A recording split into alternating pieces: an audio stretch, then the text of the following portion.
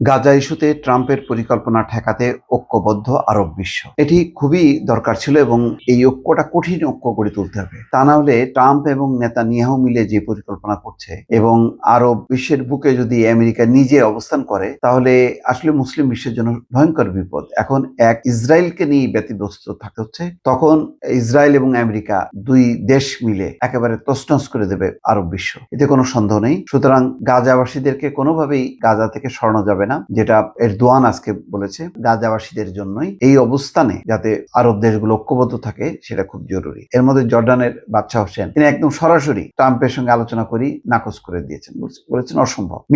মিশরের প্রেসিডেন্ট বলেছে যদি এই ইস্যুটা উত্থাপন করে তাহলে তিনি হোয়াইট হাউসে যাবেনই না, অর্থাৎ ট্রাম্পের মুখোমুখি হবেন না। তার মানে জর্ডান এবং মিশর তীব্রভাবে আপত্তি জানিয়েছে। এই দুটি দেশকে মূলত টার্গেট করেছেন ডোনাল্ড ট্রাম্প। বলেছেন যে এই দুটি দেশে ফিলিস্তিনিদেরকে থাকার জায়গা দিতে হবে,